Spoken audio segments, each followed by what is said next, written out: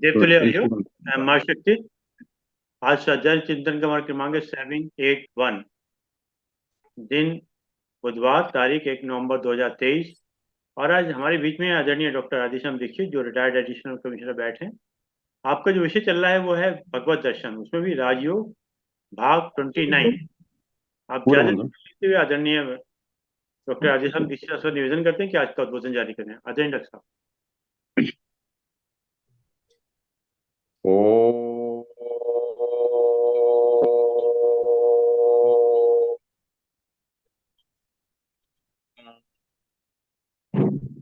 let us concentrate.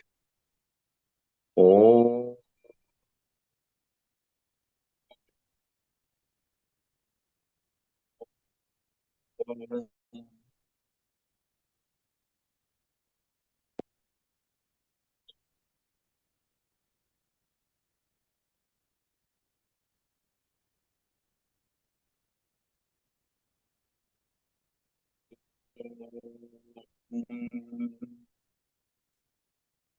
परम आदरणीय गुरु सत्ता और दयामयी माता श्री के आशीर्वाद से आज ये शुभ अवसर मुझे मिला है।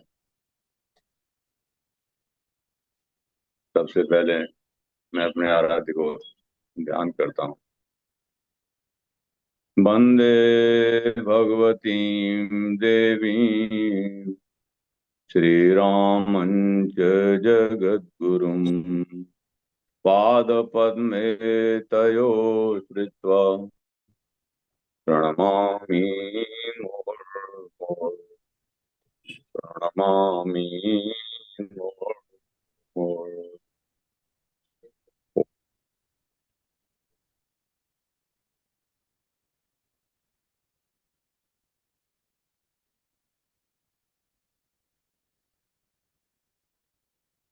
आज संवत्सर 2080 के कार्तिक मास की शुभ तिथि चतुर्दशी है। आज का दिन भारतीय परंपरा में सर्वोच्च स्थान रखता है।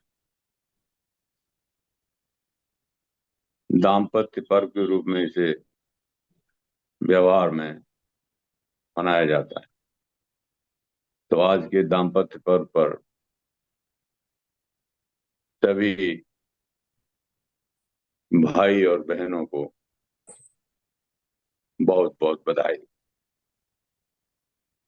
इस पर्व की एक विशेष आराधना है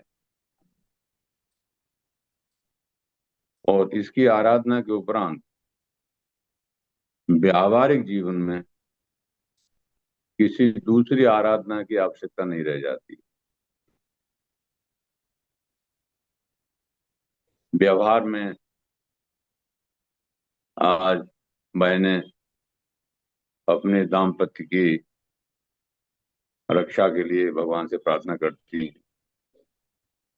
मेरा विषय तो भगवत दर्शन का राजयोग है। राजयोग में योग को लोग मात्र आसन समझ करके उसकी पूर्ति समझ लेते हैं, सामान्यता। लेकिन विद्वान विदुषी लोग जो इसमें पारंगत हुए हैं वो इसके तत्व को जानने में लगातार अभ्यास करते रहे। आज का दिन माँ कात्यायनी की पूजा का भी दिन है। ब्रज की जो गोपियां हैं वो भगवान को पति रूप में पाने के लिए पूजा करती हैं और अपने आराध्य की अर्चना वंदना करती हैं। अभी नवरात्रि का काल बीता है और इस काल में हमने माँ के 9 दिनों में की पूजा की थी। 9 दिनों में जो छठवां दिन था वो माँ कात्यायनी का ही दिन है। समूल रूप से जब ये देखेंगे कि ये ब्रज की गोपियां कौन थी, तो श्रीमद् भागवत में इसका वर्णन आता है कि ये सब जो दंडकारण्य में जो ऋषि थे और मुनि थे, जिनका जिक्र रामायण में और रामचरितमानस में अरण्य कांड में आता है, जो भगवान के लिए साधनारत थे, योग में अधीन थे, वे ही सब यहाँ गोपी के रूप में आके भगवान की लीला के साथ सहयोगी होकर के प्रकट हुए। और ये गोपियों की जो लीला है, ये भक्ति दर्शन में सर्वोच्च है। अगर परमात्मा को प्राप्ति करने का कोई साधारण मार्ग है तो व्रज गोपियों का स्वभाव है, और उनकी अपने परात पर ब्रह्म में बाल से लेकर के और बाल काल से लेकर और अंतिम अवस्था तक की सारा। अभी ये 4 दिन पहले शरद पूर्णिमा का दिन निकला है। ये शरद पूर्णिमा का दिन एक विशेष दिन है, जिसे महारास का दिन माना जाता है। इस दिन भगवान महारास मचाते हैं ब्रजमंडल में, और ये गोपियां परमात्मा की वाणी यानी वेणु वेणु को सुनते ही और एकदम से परमात्मा की तरफ खिंची हुई चली जाती। वर्णन आता है कि जो गोपियां जो भी काम कर रही थी, जैसे ही उनके कानों में परमात्मा की वाणी की वेणु की ध्वनि जैसे ही पहुंची है, वो अपने काम को उन्होंने यथावत वहीं छोड़ दिया। जैसे कोई गौ धो रही है तो बर्तन वहीं के वहीं नीचे छोड़ दिया, थनों के नीचे।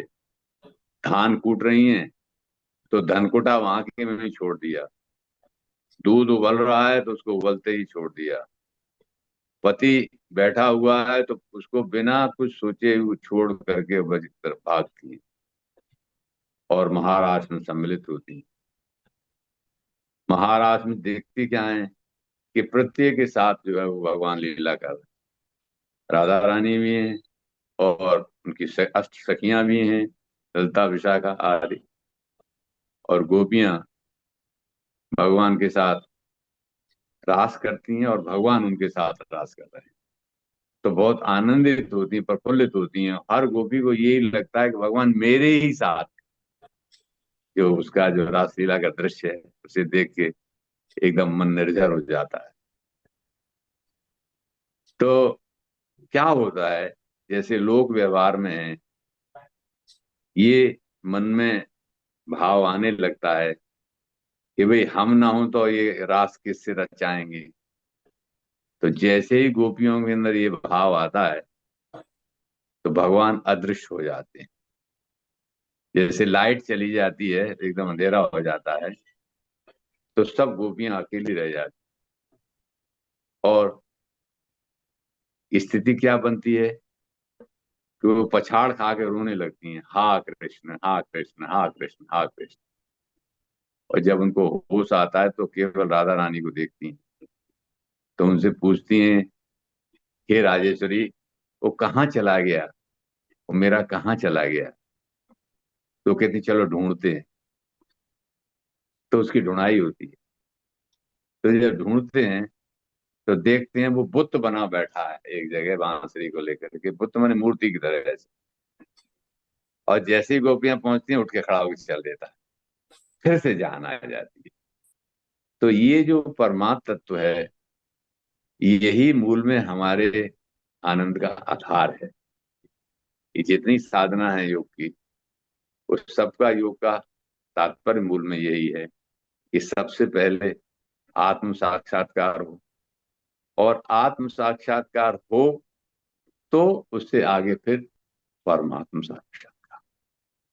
योग का जो आधारभूत सिद्धांत है, तो आज हम उन विषयों की चर्चा करते हैं जिनमें योग में विशेष रूप से कहा गया है और जितने हमारे शास्त्र हैं, चाहे योग वशिष्ठ हैं, महर्षि पतंजलि का योग दर्शन है, ब्रह्म विद्या और गीता है, हमारे योग शास्त्र है, उनके और ये श्रीमद् भागवत है, अनेक अनेक ग्रंथ हैं, पुराण हैं, उन सब में सम्मिलित रूप से योग आधार है। योग के मार्ग से ही हम उस परमात्मा तत्व की तरफ अग्रसर हो सकते हैं। योग की प्राप्ति से ही फिर उस ज्ञान की प्राप्ति होती है जिससे स्वयं का दर्शन होता है। क्यों कि ये जो शरीर हम धारण किए हुए हैं, ये बिल्कुल साफ साफ दिखाई देता है कि एक इसमें हार्डवेयर है जिसको हम ओढ़े हुए हैं, एक इसमें सॉफ्टवेयर है, और सॉफ्टवेयर की कोई रूट एनर्जी है, यानी स्थूल शरीर है, इसमें सूक्ष्म शरीर है, और उस सूक्ष्म शरीर का कारण विद्यमान है। इसका अनुभव हमें कैसे होता है? जागृत, स्वप्न और सुषुप्ति की अवस्था में। जागरण में जब हम होते हैं तो हमें तीनों चीजें दिखाई देती। स्वप्न में जब होते हैं तो स्थूल भाग नहीं दिखाई देता, और जब सुषुप्ति में होते हैं तो कुछ भी नहीं दिखता, स्वयं ही होते हैं। तो गीता में वर्णन आता है अध्याय 4 में कि इस शरीर से जो योगी जन व्यवस्था कर रहे हैं, जानने का अभ्यास कर रहे हैं, वो देखते हैं कि ये सब जितने भी औजार हैं शरीर के, वे सारे के सारे स्थूल हैं। वे उस जीवात्मा में जो वो परमात्म शक्ति है, बिना उसके वे निष्प्रयोज्य हैं। अब इनकी उत्पत्ति, स्थायित्व और विनाश की लीला का उल्लेख इसमें आता है। कहने में ये आता है कि जो भी क्रियाएं हम कर रहे हैं, जिनसे भी जाने का अभ्यास कर रहे हैं, वे सब पदार्थ हैं। और सृष्टि में तीन ही का खेल है, देश, काल और पदार्थ। अब यहाँ हम बैठे हैं तो एक देश है जिसमें बैठे हैं, एक छोटा सा ढांचा है हमारा व्यक्तिगत, इसमें हम बैठे हैं। पदार्थ ये दिखाई दे रहे हैं, जो हम स्वरूप में दिख रहे हैं मूर्तमान। काल एक निश्चित अवधि हमारे पास उपलब्ध है। इतनी सी हमारी लीला है। तो इसमें जब हम आगे चलते हैं तो देखिए, महर्षि पतंजलि ने तो बहुत साफ साफ करके योग के बारे में बात कही है कि जो परमात्मा की अनिर्वचनीय शक्ति है, जिसको प्रकृति भी कहा जाता है, वो त्रिगुणी है। सत, रज और तम तीन उसके गुण हैं, और वे जब साम्यावस्था में रहती हैं तो उनका भान नहीं होता। लेकिन जब परमात्मा की कृपा से उनमें क्षोभों की क्रिया होती है तो इस सृष्टि का प्राकट्य होने लगता है। उसका जो शुद्ध सतोगुण है, उससे ये त्रिगुणी माया, ब्रह्मा विष्णु महेश की शक्तियां प्राप्त होती हैं, जो अखिल ब्रह्मांड में बाहर और अंदर संचालित करती हैं। ये तीनों हमारे अंदर भी उपलब्ध हैं और बाहर भी उपलब्ध हैं, समष्टि में भी और व्यष्टि में भी। और ये 84 लाख योनियों के जीव हैं, ये उसकी रजोगुणी माया से निकलते हैं। और जो तमोगुणी भाग है उसका, उससे ही अखिल ब्रह्मांड का जो मूर्त रूप हमें दिखाई दे रहा है, जिसमें सूक्ष्म भी है और कारण भी है, उसका प्राकट्य होता है। उसके जो तमोगुणी शक्ति है परमात्मा की, उसके तीन स्वरूप हैं, मल, आवरण और विक्षेप। तो जो आवरण है वो असत है और अभान है, यही माया है। माया का अर्थ है कि जो माँ माने नॉट, या माने जो है वैसी नहीं दिखती, असत और अभान, यानी उसका भान तक नहीं होता है। अब हम यहाँ बैठे हुए हैं, कभी इस बात का हमें भान होता है कि शरीर कभी छूटेगा? कभी नहीं होता। किसी क्षण भी ऐसा भान नहीं होता, चाहे जागृत हो, चाहे स्वप्न हो, सुसुप्ति हो। कभी सपने में अगर दिखाई भी दे जाए कि शरीर अलग पड़ा है तो पसीना आ जाएगा, आंख खुल जाएगी। हाँ, दूसरे को जब देखते हैं तब क्षणिक जो है वो शमशान वैराग्य जरूर उत्पन्न होता है, और लगता है कि भाई हाँ, ये शरीर हमसे भी छूटेगा। तो अगर ये शरीर आया है तो उसका कुछ प्रयोजन है। अब वो तीनों गुणों से जिस तरह से फैलाव होता है, तो योग का जो सहयोगी ज्ञान भाग है वो सांख्य योग। तो जो योगी जन है वो सांख्य योग को अच्छे से समझते हैं, और सांख्य के जो 24 तत्व हैं उनका भी उन्हें अच्छे से ध्यान होता है। इन 24 तत्वों को जो योगी जन है, वो महर्षि पतंजलि के जो योग है, साधन पाद है, उसमें इसको दृश्य कहा गया है, उसको भी अच्छे से समझते हैं। एक बार हम रिकेपिचुलेट कर लेते हैं तो आसान होगा हमें आज के इस योग के जो वार्ता है उसमें शामिल होने का। महर्षि पतंजलि कहते हैं कि ये दृश्य जो है वो भोग और अपवर्ग के लिए है। यानी दृश्य का मतलब ये जो स्वरूप है हमारा, स्थूल सूक्ष्म और कारण, जागृत स्वप्न सुषुप्ति इसकी अवस्थाएं हैं, इसका प्रयोजन क्या है? इसका प्रयोजन है भोग और अपवर्ग। भोग के अर्थ हैं कि इसमें जो क्रियाएं हो रही हैं, क्रियाएं क्या हो रही हैं? केवल शब्द स्पर्श रूप रस और गंध का भोग हो रहा है। ज्ञान की इंद्रियां उसको टच में आती हैं, कर्म की इंद्रियां उसको भोगने लगती हैं। इसको विस्तार से कई बार हमने और सभी लोगों ने अन्य वार्ताओं में सुना है कि 5 हमारी ज्ञान की इंद्रिय हैं, 5 कर्म की इंद्रिय, और उनके ऊपर भोगने वाला मन है। तो ज्ञान की इंद्रिय, कर्म की इंद्रिय 5 ही 5 क्यों है? वो इसलिए है कि सांख्य कहता है कि ये जो प्रकृति है, ये अकेली प्रकृति प्रकृति है। इससे पहला तत्व तो महतत्व बनता है, यानी इंटेलिजेंस आती है। दूसरा तत्व अहम आता है, और अहम से ये 5 तन्मात्राएं आती, इनसे फिर 11 इंद्रियां और 5 ये विषय हैं। तो ये जो 5 तन्मात्राएं यानी सूक्ष्म जो भूत हैं, शब्द स्पर्श रूप रस और गंध, इन्हीं का पसारा ये है, सारा का सारा।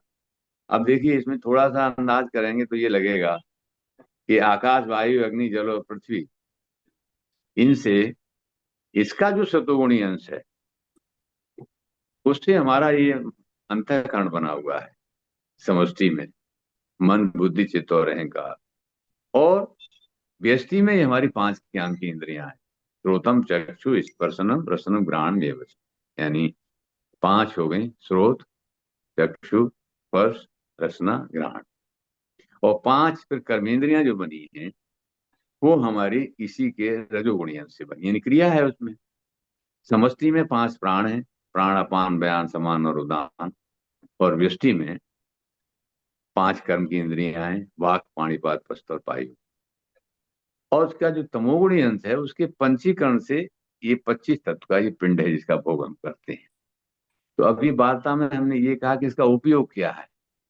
महर्षि पतंजलि कहते हैं कि प्रकाश क्रिया स्थित शीलम भूतेन्द्रियात्मकम भोगा अपवर्गार्थम दृश्यम। ये जो दृश्य हमें मिला हुआ है इसका एक ही उपयोग है, भोग और अपवर्ग। भोग के अर्थ ये है कि जो इसमें अनिष्ट गुण है उनको ये देख लेना कि भाई ये पिंडा क्या है, ये हाड़ मांस का बना हुआ है, इसके अंदर क्या है, मल है, विष्ठा है, कफ है, और तो कुछ नहीं है इसके अंदर। ये कोई बहुत सुंदर चीज नहीं है, लेकिन अगर उसमें कोई सुंदरतम तत्व है जिससे संचालित हो रहा है, वो मैं स्वयं ही हूँ। और वो जो स्वयं का तत्व है वो परमात्म तत्व से ही संचालित है। भगवान इसको गीता में कहते हैं कि ये प्रकृति और पुरुष दोनों का सम्मिश्रण है। ये प्रकृति और पुरुष का सम्मिश्रण है, और परमात्मा का जो पुरुष स्वरूप है उसी से ये संचालित हो रहा है। तो जब इस शरीर का भान ये होने लगेगा कि भाई ये किसी काम के लिए मिला है, तो हम काम करने चल देंगे। भोग से इन मलों की निवृत्ति होती है। जितने मल हमारे मन में कसाए हैं, काम क्रोध लोभ मोह भय, जितनी भी आसुरी वृत्तियां हैं, जो इसके स्वाभाविक गुण हैं, उनसे हमारा किनारा होता है कि भाई ये हमारे गुण लक्षण धर्म नहीं है। और अपवर्ग क्या है? उससे फिर हमें ये लगता है कि छूटने वाली चीज है तो हम इसका साथ क्यों रखें भाई। ऐसा करके महर्षि पतंजलि इस बात को कहते हैं। हम देखते हैं कि हमारे वैदिक शास्त्रों में सर्वोच्च स्थान जो हमारे गायत्री मंत्र को दिया है। एक बार आराधन करके इस लाइट में इसको देखते हैं योग की दृष्टि से। ओम भूर्भुवः स्वः तत्सवितुर्वरेण्यं भर्गो देवस्य धीमहि धियो यो नः प्रचोदयात्। ये जो गायत्री मंत्र है,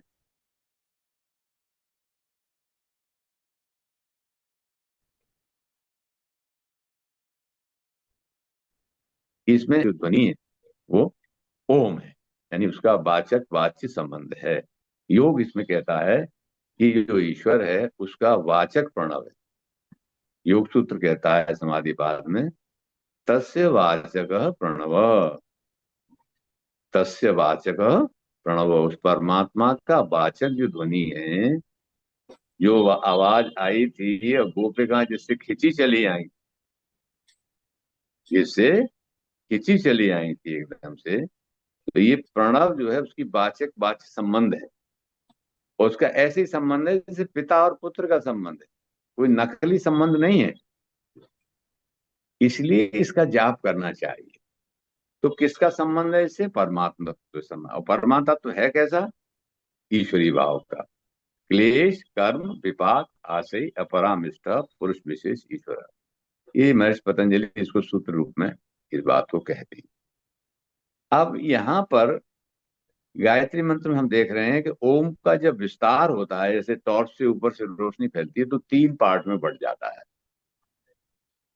वो व्याहुतियां हैं, विशिष्ट आहुति हैं ये। ओम की जो विशिष्ट आहुति है भू भुव स्व।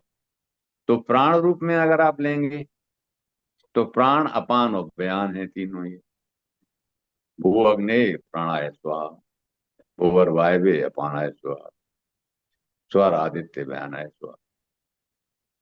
ये क्रियाशील तीनों भाग हो गए। नीचे की जो 3 भाग हैं गायत्री के, 8-8 के जो पद हैं, ये वेद की ऋचाएं ही हैं। पहली ऋग्वेद की है, ये दुर्वेद की है और सामवेद की है। तो ये गायत्री मंत्र एक तरह से वेद का ही समूल पिटारा है जो सूक्ष्म में बोला गया है। अब इसको हम गीता की लाइट में लें तो देखिए, गीता जब प्रारंभ होती है तो पहला विषाद उत्पन्न होता है। भगवान जब अर्जुन के पास खड़े हैं तो अर्जुन को विषाद होता है। और विषाद कब होता है? जब भगवान उसको सेनाओं के बीच में खड़ा कर देते, किस किस से युद्ध करना है, और वो अपना धनुष बाण छोड़ करके खड़े हो जाते। तो जब विषाद खड़ा होता है तो भगवान कहते हैं भाई तुम ऐसा क्यों कर रहे हो? तो भगवान से महात्मा अर्जुन ये कहते हैं कि देखिए, मुझे ये समझ में नहीं आ रहा है, मैं किम कर्तव्य विमूढ़ हो गया हूं कि मैं क्या करूं। विद्या तो मैंने छात्र की सीखी थी और हाथ मेरे कप रहे हैं, धनुष बाण छूट गया है, मैं क्या करूं? तो भगवान यहाँ से गीता के उपदेश में योग की शिक्षा प्रारंभ कर देते हैं। पहले सांख्य योग कहते हैं, यानी ज्ञान योग। फिर कर्म योग की बात करते हैं, कर्तव्य कर्म की भी बात करते हैं, और आगे बढ़ते चले जाते हैं। हम सब विज्ञ हैं और हमने उस स्वरूप से देखा है। आज मैं आपको उस प्रकरण को एक भिन्न दृष्टि से, आज के परिप्रेक्ष्य में, ये जो आज हमारा माँ कात्यायनी का करवा चौथ का जो व्रत हम लोग रखते हैं, उसके परिप्रेक्ष्य में इसको विस्तार से शेयर करता हूँ। देखिए, ये जो चतुर्थी का व्रत है, 4 भाग हैं। चतुर्थी में चौथा हिस्सा 4। जैसे हमारे अंदर मन बुद्धि चित्त और अहंकार, ये 4 उपकरण हमारे पास उपलब्ध है। तो ये इसी का द्योतक भी है। गीता किस भाव से देखिए, इसको समझने की कोशिश करेंगे। भगवान जब आगे बढ़ते हैं तो कृपणता के भाव के लिए वो शिक्षा देते हैं। अध्याय 2 में, फिर 3 में, फिर कर्म, क्रिया, ब्रह्म, अध्यात्म, पूरी शिक्षा आगे बढ़ती चली जाती है। तो बाद में जो हमारा विषय है राजयोग का, वो चैप्टर 9 में आता है, राज विद्या राजगुह्यम। ऐसे 1 से लेकर 6 तक के जो चैप्टर्स हैं, वो सब उस राजयोग की तैयारी मात्र ही है। और 6वां चैप्टर तो पूरी तैयारी की विधि है कि किस तरीके से हम परमात्मा को साधने का योग करें। उसमें साफ साफ ये बात आती है कि देखो, जो आज हम कात्यायनी माँ का व्रत कर रहे हैं, कात्यायनी माँ का स्थान है ये ब्रह्मरंध्र का जो स्थान है, कात्यायनी का स्थान है। और इसमें शाक्य साधना में जो हमारे चक्र हैं, उनका ध्यान किया जाता है। पहले दिन जो है शैलपुत्री का, जिसका बीज मंत्र लंग है। फिर दूसरे दिन ध्यान किया जाता है ब्रह्मचारिणी का, जिसका बीज मंत्र वोंग है। फिर तीसरे दिन ध्यान किया जाता है, चौथे दिन, 5वें दिन, 6वें दिन। फिर 6वें दिन आकर के यहाँ पर हमारी माँ कात्यायनी का स्थान आ जाता है। तो चैप्टर 6 में ध्यान की यही प्रक्रिया बताई गई है कि समः काया शिरोगीवम धार्यान अचलम स्थिरम संपेक्ष नासिकाग्रम स्वयं दिशचानव लोकन। सीधे बैठिए और ये जो स्थान है हमारा ब्रह्मरंध्र का, प्रकृति के बीच का, और ये नासिका का पार्ट, इस पर ध्यान करके साधना करिए। यानी कात्यायनी देवी का ध्यान करने की सलाह इसमें दी गई है।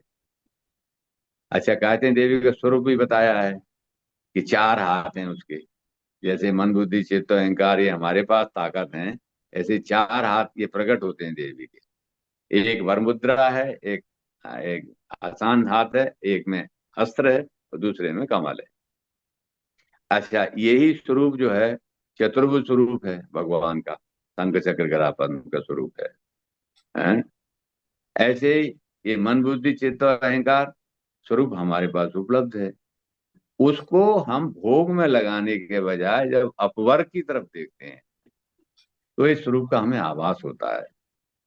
गीता में जब अर्जुन अध्याय 9 में चले जाते हैं और भगवान अपनी सब गोपनीय बातों का रहस्य कह देते हैं, यानी गोपनीय बात में जो 34 श्लोक है अध्याय 9 के, उसमें भगवान ने ज्ञान विज्ञान शुरू करके और लास्ट में ये कहा कि मन मना भव मदभक्तो मद्याजी माम नमस्कुरु और मामे वैशस युक्त आत्मानुमत परायण। यानी अपना जो मन है उसको शुरुआत भी साथ में यहीं से की थी, मैया आसक्त मना पार्थ। ये अपना जो मन है इसको मेरे में आसक्ति कर ले। बहुत ज्यादा साधन करने की आवश्यकता नहीं है, बहुत ज्यादा साधन की आवश्यकता नहीं है, क्योंकि ध्यान साधना किससे होगी? विचार शक्ति से। यानी मन बुद्धि चित्त और अहंकार जो मनस है, ग्रेटर माइंड है, उसी से ये साधना होगी।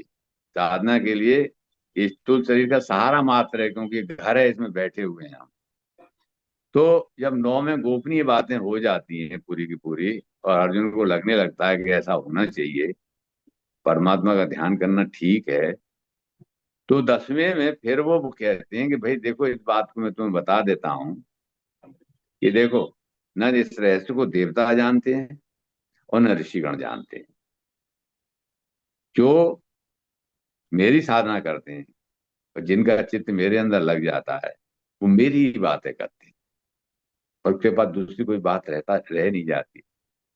कैसे करते हैं कि उसमें अध्याय ये 10 में आता है, भगवान का वाचन करने लगते हैं। परम ब्रह्म परम धाम पवित्रम परमम भगवान पुरुषम शाश्वतम दिव्यम आदिदेवम अजम विभुम आहुस्वाम ऋष सर्वे देव ऋषि नारद तथा असितो देवलो व्यासो स्वयं चैव ब्रवीषि।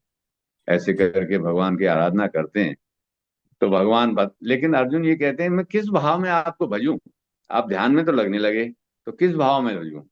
तो भगवान ये कहते हैं कि अहम आत्मा गुडाके से सर्वभूता से स्थित। मैं क्या हूँ? इस सब के भूतों के बीच में जो आत्मा में बैठा हुआ हूँ वही मैं हूँ। तो इसी के स्वरूप में तुम मेरा ध्यान करो, इसी की तरफ तुम बढ़ो। बाकी और विभूतियां का 84 विभूतियों का वर्णन करते हैं, फिर बाद में ये कह देते हैं कि अथवा का उन्हें किम ज्ञाते हैं तब अर्जुन, ये अर्जुन तुम्हें बहुत सारी बातें जानने की क्या जरूरत है। एकांत से स्थित हो जगत, मैं एक जगत के 4 पैर से एक पैर में तुम्हारे अंदर विद्यमान हूं। यानी 3 लोक में अलग हूं, एक सृष्टि में मौजूद हूं, एक मेरे अंश में तुम सबको देख लो।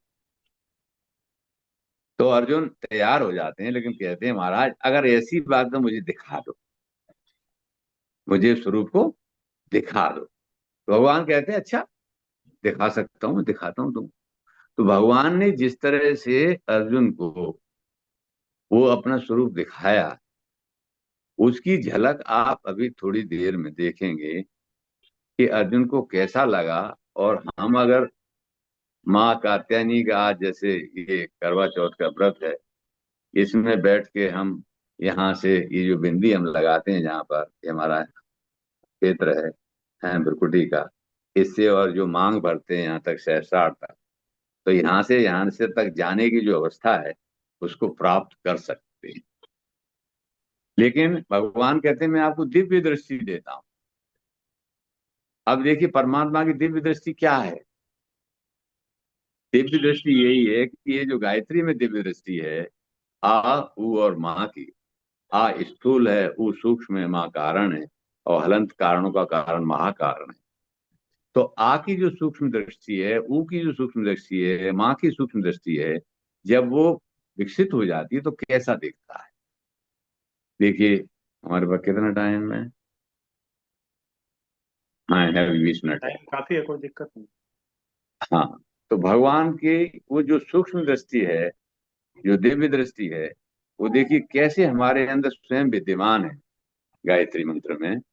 तो आकार के रूप में कैसे विद्यमान है, कैसे दिखती है। जब हम सृष्टि को यहाँ देखते हैं तो जब रोशनी आती है तो कैसा दिखाई देता है। तो अर्जुन भगवान से कहते हैं, श्री अर्जुनवाच, आकार यानी स्थूल सृष्टि का क्या दर्शन होता है। विराट विश्व और मूल प्रकृति अग्नि। इस पिंडे में जब तक अग्नि है, ये गर्म है तब तक ये जिंदा है। जैसे ही इसकी अग्नि गई जात हुए तो ये ठंडा हो गया।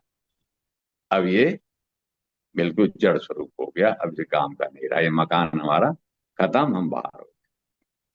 तो आकार की जो प्रकृति है वो है विराट विश्व। विराट यानी संपूर्ण ब्रह्मांड, और उसमें विश्व कौन सा है, हमारी अपनी दुनिया, जैसे हम बैठे हुए हैं इसमें। तो कैसे देखते हैं अर्जुन, कैसे कहते हैं, भगवान अर्जुन के मुंह से कहला रहे हैं, तो हम उसको जरा थोड़ा आनंदित होने की प्रयास करते हैं कि ये 4 जो भगवान के हथियार हैं, शंख चक्र गदा पद्म, इनका दर्शन कैसे होगा।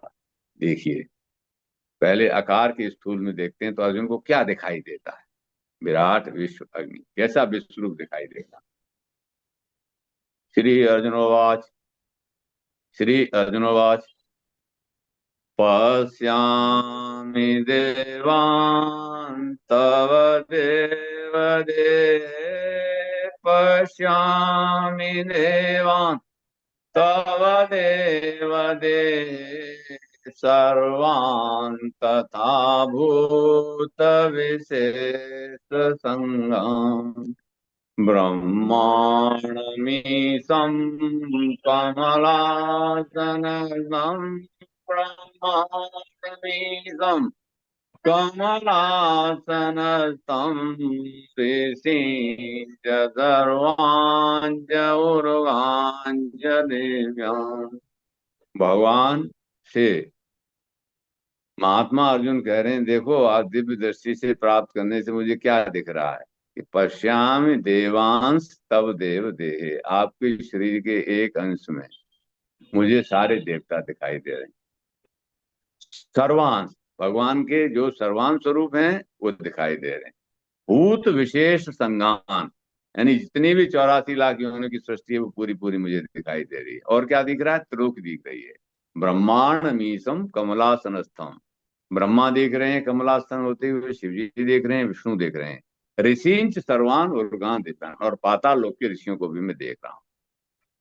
तो ऐसा दृश्य दिखाई देता है। तो ये समष्टि का दृश्य है, आकार की समष्टि का जो विराट है वो इस श्लोक में संग्रहित होकर के व्यास जी महाराज ने रखा है कि महात्मा अर्जुन को कैसा दिखाई दिया कि पश्यामि देवान तव देव देहे सर्वान् तथा भूत विशेष संगान ब्रह्मांडमीशं कमलासनस्थम ऋषींच सर्वांच उर्गांच दिव्यान। और विश्वरूप कैसा दिख रहा है? समस्त सृष्टि का 84 लाख योनियों का अनेक बाहु, अनेक बाहु उदर वक्त्र नेत्रम अनेक बाहु उदर वक्त्र नेत्रम पश्यामि त्वां सर्वतो अनंत रूपम। और नान्तं न मध्यम न पुनस्तवादिं नान्तं न मध्यम न पुनस्तवादिं पश्यामि विश्वेश्वर विश्वरूप पश्यामि विश्वेश्वर विश्वरूप। हे विश्वरूप, हे विश्वनाथ, आपकी जय हो। देखिए कितने रूप दिखाई दे रहे हैं, और छोर नहीं दिखाई दे रहा। लेफ्ट राइट ऊपर नीचे अनेक बाहु अनेक मुंह दिखाई दे रहे हैं। कैसे कैसे हम पहचानते हैं? वो सब स्वरूप दिखाई दे रहे हैं। तो आकार के रूप में स्थूल का वर्णन इन 2 श्लोकों में अध्याय 11 के विश्वरूप दर्शन में महात्मा अर्जुन को हो रहा है। वो देख रहे हैं। 15-16वां श्लोक है अध्याय 11 का। और इसके देखते ही कैसे अंतर्दृष्टि पैदा होती है। आकार की दृष्टि से साधना से जैसे ही ये भ्रुकुटी माध्यम से ऊपर को ओर जाता है तो उकार यानी हमारा जो सूक्ष्म शरीर है, हृदय मन बुद्धि चित्त और अहंकार, जो परमात्मा का सूक्ष्म स्वरूप है, परमात्मा का जो चतुर्भुज रूप है, शंख चक्र गदा और पद्म 4, और 5वां उनका मुकुट किरीट। तो अगले श्लोक में वर्णन करते हैं महात्मा कि उकार के रूप में कैसा दिख रहा है। हिरण्यगर्भ तेजस सूत्रात्मा वायु। हिरण्यगर्भ उकार के मतलब हिरण्यगर्भ तेजस सूत्रात्मा वायु। तो तेजस में ये हमारे शरीर में 3 अवस्थाएं हैं, प्राण में, मनो में, विज्ञान में, कोष सूक्ष्म मौजूद है। इसके कर्ता धर्ता हृदय मन बुद्धि चित्त और अहंकार। और मास्टर इसका कौन है? मास्टर ये किरीट है। तो 5 जो भगवान के रूप हैं, किरीट लगाए हुए हैं और शंख चक्र गदापन धारण किए हुए हैं। ये जैसे पंच तन्मात्राओं से हमें शब्द स्पर्श और रूप रस और गंध हैं जिनका आप अनुभव कर रहे हैं, वही परमात्मा की शक्ति सब में बिखर रही है। और हमारे अंदर हृदय मन बुद्धि चित्त और अहंकार के रूप में वही आयुध हैं। जो किरीट है वही हृदय है। शंख है, शंख किससे है? शंख आवाज का द्योतक है, आकाश का द्योतक है, वायु का द्योतक है। वायु से चक्र है, चक्र वायु में घूम रहा है। गदा है पृथ्वी का, कमल है सृष्टि का। ये जो 4 स्वरूप हैं हृदय मन बुद्धि चित्त और अहंकार के, ये पंचीकृत जैसे तन्मात्राओं से उत्पन्न है, जिससे तन्मात्राएं उत्पन्न हुई हैं, उसका अनुभव कैसे होता है अर्जुन? अर्जुन बोलते हैं अगले श्लोक में, ओ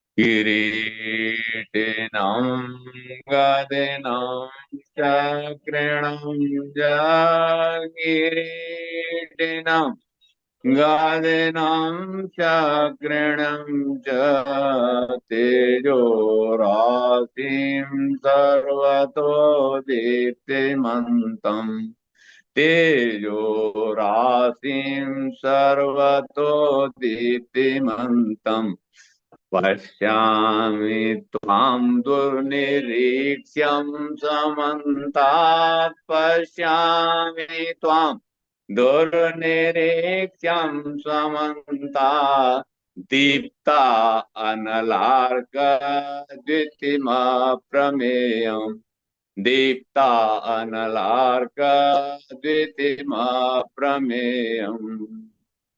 तो महात्मा अर्जुन कह रहे हैं कि महाराज मुझे क्या दिख रहा है? कि किरीटिनम, आपका चमचमाता हुआ किरीट मुझे दिखाई दे रहा है। जैसे जिनको मूर्धा में जो ज्योति दिखाई देती है, आचार्य श्री ने कहा कि भाई दीपक पर ध्यान करके ज्योति का आह्वान करो, तो किरीट चमचमा रहा है मणि की तरह से। किरीटिनम गदिनम चक्रणम च, गदा और चक्र दिखाई दे रहे हैं, च्या लिख करके दो का लोप कर दिया, किरीटिनम गदिनम चक्रणम च। किरीट तो हो गया एक, गदिनम चक्रणम, और दो हथियार च्या करके गोल कर दिए, क्योंकि अर्जुन को वही ज्यादा दिख पा रहा है जिसका उसमें स्वरूप है, यानी छत्र है, छत्री है, तो गदिनम दिखाई दे रहा है, चक्र दिखाई दे रहा है, गदा चक्र दोनों हथियार दिखाई दे रहे हैं, और शंख और कमल नहीं दिख रहा है, वो कम दिख रहा है धीरे से। और कह रहे हैं उसमें ये दुर्निरीक्षम समन्ता, मैं पूरा पूरा देख नहीं पा रहा हूं। कैसा, क्यों नहीं देख पा रहा हूं? कि ऐसा लग रहा है जैसे वो जो बिजली चमकती है और बिल्डिंग की जो आग की रोशनी होती है उसमें कुछ दिखता नहीं है, ऐसे धीरे धीरे मोटा मोटा उसको आभास हो रहा है, ऐसा करके। इसीलिए गीता में बाद में 11वें अध्याय में भी और उग्र रूप को जब देखते हैं, तो भगवान से महात्मा अर्जुन कहते हैं कि मुझे तो चतुर्भुज रूप चाहिए और आपका द्विभुज रूप चाहिए, मुझे नहीं चाहिए ये उग्र रूप। ये उग्र रूप का वर्णन आपको दिखाई दे रहा है आज के देश काल में, ये जो वेस्टर्न एशिया टेंगल चल रहा है, ये उग्र रूप है परमात्मा का, जो आपको दिखाई दे रहा है, नजर आ रहा है। बोले ये मुझे नहीं चाहिए, आग बरस रही है, लोग मुंह में दाढ़ियों में फंसे हुए हैं, 8 श्लोकों में इसका वर्णन है उग्र रूप का। बोले वो नहीं चाहिए मुझे, मुझे या तो चतुर्भुज रूप चाहिए आपको दोबारा से दिखाइए, या फिर मुझे वैसे जैसे थे महात्मा द्विभुज रूप में खड़े हो जाइए। तो ये गायत्री मंत्र का जो भुव हो गया। अब स्व, देखिए जो दृष्टिगत नहीं है उसका भाग क्या है, मकार, ईश्वर प्राज आदित्य में तत्व। आज का हमारा जो मुख्य विषय है वो ये मकार ही है, कि योग में किस तरीके से हमें परमात्मा के साक्षात दर्शन होते हैं। क्योंकि ये दर्शन तो नेत्र वाले हुए, अभी उकार के जो दर्शन है ये हमने आंखों से देखा, यानी भ्रकुटी से देखा, लेकिन अंदर में अनुभूत में कैसे आता है परमात्मा, मकार के रूप में। मकार को कहा गया है ईश्वर प्राज्य आदित्य में, दोनों सत्ता है इसमें, ईश्वर भी है और प्राज्य यानी हमारी स्वयं की सत्ता, जो उससे रिफ्लेक्ट हो रही है भगवान से, उसी के रूप में।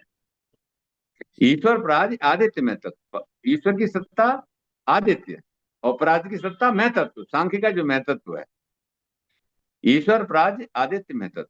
तो इसका कैसे अनुभव में आ रहा है, और ये सबके अनुभव में आता है। इसी क्षण जब हम निद्रा काल में हैं या समाधि में जब जाते हैं, थोड़ा बहुत भी अनुभव होने लगता है, तो ये अवस्था आती है। तो महात्मा अर्जुन कह रहे हैं कि मेरे को और कैसा लग रहा है महाराज, वो रूलिंग दे देते हैं। ओ